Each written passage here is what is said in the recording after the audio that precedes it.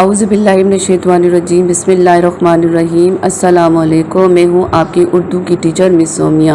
جیسے کہ ہم نے پچھلے سبق میں حمد کے بارے میں پڑھا تھا، آج ہم سبق نمبر 3 غازی علم الدین شہید رحمۃ اللہ علیہ کے بارے میں پڑھیں گے۔ میں آپ کو تھوڑا سا غازی علم الدین شہید کے بارے میں بتا دیتی ہوں، اس کے بعد ہم باقاعدہ اپنا سبق کا آغاز کریں گے۔ غازی علم الدین شہید رحمۃ اللہ علیہ کو بچپن ہی سے اپنے مذہب سے بہت محبت تھی۔ وہ ایک بے لوث اور سچے عاشق رسول تھے۔ انہوں نے انگریزوں کے سامنے کبھی بھی اپنا سر نہیں جھکایا بلکہ ڈٹ کر ان کا مقابلہ کیا۔ جب وہ شہید ہوئے تو ان کے جنازے میں 6 لاکھ مسلمانوں نے شرکت کی اور ان کا جنازہ جہاں سے بھی گزرتا تھا وہاں پر پھولوں کی بارش ہونے لگتی۔ اوکے، اب باقاعدہ ہم اپنے سبق کا آغاز کرتے ہیں۔ پیج نمبر 8 کھولیں۔ اگر تاریخ کے اوراق اٹھا کر دیکھیں تو بے شمار ایسی شخصیات کا ذکر ملے گا جنہوں نے اپنے کارہائے نمایاں سے نہ صرف اپنے آپ کو امر کر دیا بلکہ اپنے مذہب، ملک اور قوم کو بھی زندہ و پائیدہ رکھنے میں اہم کردار ادا کیا ہے۔ یہاں پر کہنے کا مطلب یہ ہے کہ ہمارے ملک میں ایسی شخصیات گزری ہیں جنہوں نے نہ صرف اپنے کارناموں سے اپنی عزت بنائی بلکہ اپنے مذہب، ملک اور قوم کی حفاظت بھی کی۔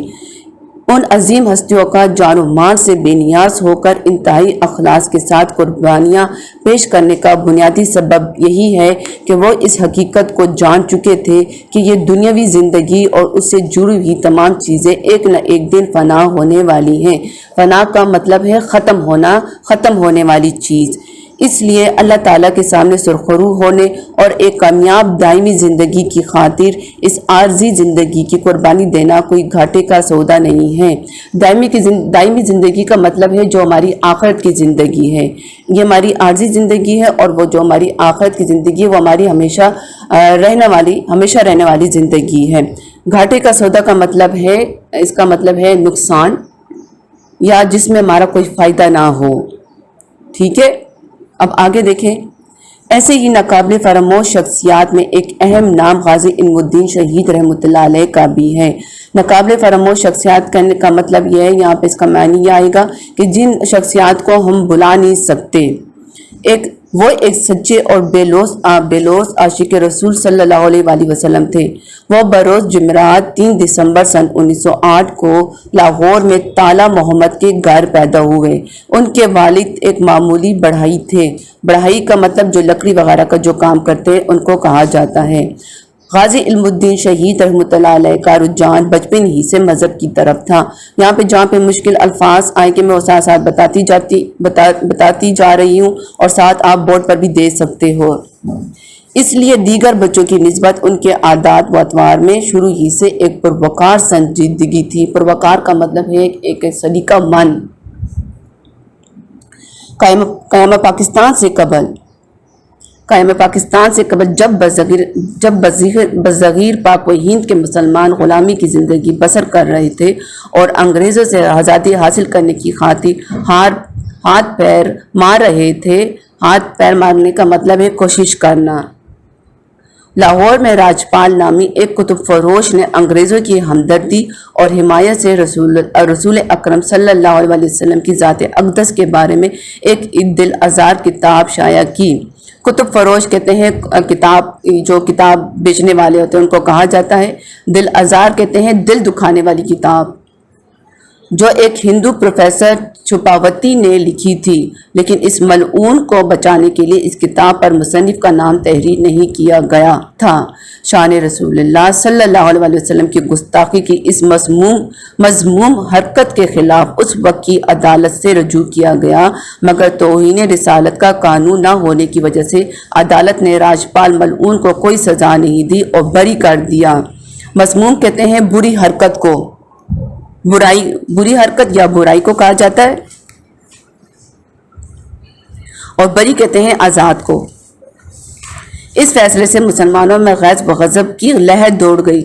غیظ و غضب کہتے ہیں اور غصے میں آنا، اور وہ راجپال کو خود سزا دینے کے لیے کمر بستہ ہو گئے۔ کمر بستہ کہتے ہیں اکٹھے ہو گئے۔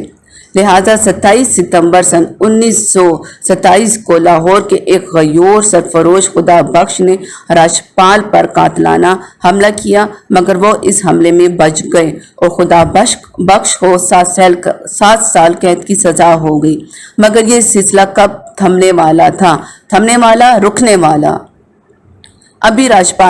ابھی راجپال پہلے حملے کے خوف سے باہر نہیں نکلا تھا کہ کوہاڑ سے رسالت مآب صلی اللہ علیہ وسلم کا ایک اور پروانہ عبدالعزیز آیا اور اس نے بھی راجپال ملعون کو ختم کرنے کی کوشش کی اور اپنی اس کوشش میں کامیاب تو ہوا، مگر بعد میں پتہ چلا کہ اس نے جس شخص کا سر تن سے جدا کر دیا تھا وہ دراصل راجپال ملعون کا کوئی دوست تھا۔ ان واقعات نے راجپال کو حواس باختہ کر دیا تھا۔ حواس باختہ کا مطلب ہے ہوش اڑا دینا۔ اس لیے وہ اپنی زندگی کی سلامتی کی خاطر انگریزوں کے سامنے گھٹنے ٹیک کر مدد مانگتا رہا۔ گھٹنے ٹیک کا مطلب ہے کہ ہمت ہار جانا۔ تاہم وہ ایک ایسے منجدہار میں پھنس چکا تھا جہاں پر ڈوبنا ہی اس کا مقدر تھا۔ منجدہار میں پھنسنے کا مطلب ہے کہ ایک ایسی اس میں جان میں پھنس چکا تھا جہاں سے اس کا نکلنا بہت مشکل تھا۔ یہاں تک تھا ہمارا سبق۔ یقیناً آپ کو اس کی سمجھ آ گئی ہوگی۔ اپنی دعاؤں میں یاد رکھیں۔ سب کو سلام۔